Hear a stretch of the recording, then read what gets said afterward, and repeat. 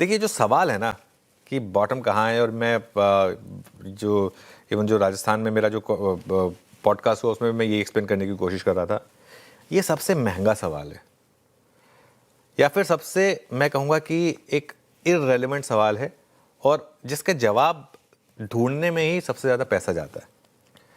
सबसे ज़्यादा गलती जो लोग करते हैं ना, वो इसी में करते हैं कि मुझे पहले 10% चाहिए, मतलब मुझे बॉटम पकड़ना है, मुझे टॉप पकड़ना है, मैं जहाँ बेचूं वहाँ से गिरे ना, मतलब और मैं सॉरी वहाँ से बढ़े ना, और मैं जहाँ लूँ वहाँ से गिरे ना। वो कभी नहीं होगा। विजय केडिया जी का एक कोट है कि बॉटम सिर्फ दो लोग जानते हैं इस मार्केट में, एक है भगवान और दूसरा है झूठा आदमी। अब आप डिसाइड कर लीजिए कि जो आपको बता रहा है कि हमने बॉटम पकड़ा, वो भगवान है, झूठा आदमी, दो में से एक है। तो अब हर 1000 पॉइंट के बाद एक नया बॉटम देने से किसी का फ़ायदा नहीं होता। और ये बात मैं सच बताऊं तो हमने खुद अपने एक्सपीरियंस से सीखी है। पिछली बार ये गलती हमसे भी हुई थी, है ना।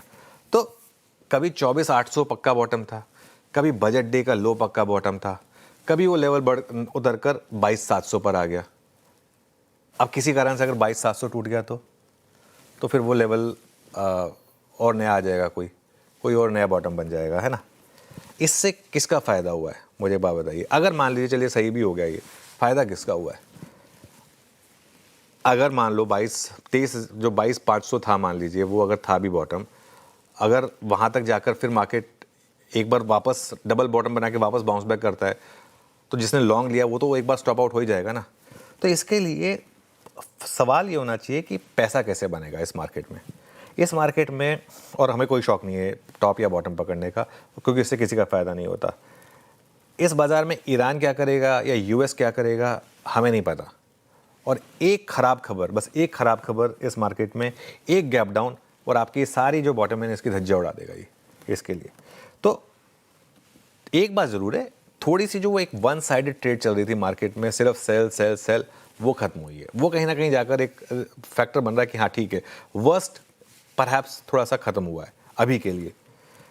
एफआईआईज़ ने भी थोड़ी सी बाइंग की है और थोड़े से शॉर्ट्स कवर किए हैं, लेकिन दिक्कत पता है क्या है, ये कई बार हुआ है। पहले भी उन्होंने 2-3 बार बाइंग की है, थोड़े से शॉर्ट्स कवर करे हैं, लगने लगा है कि हाँ अब सब नॉर्मल है, और उसके बाद फिर उन्होंने ज़ोर से बिकवाली की है। तो ऐसे में वापस वो ट्रेंड कब रिज्यूम होगा ये कहना बहुत टफ है। और इसलिए मैं एक चीज़ कह रहा हूँ कि अभी इस बाज़ार में ना आप बहुत ज़्यादा अग्रेसिवली अपनी पोजीशन को कैरी नहीं कर सकते लॉन्ग साइड पर, क्योंकि बाज़ार का जो बड़ा ट्रेंड है ना, बाज़ार का बड़ा ट्रेंड वो अभी भी डाउन साइड पर है।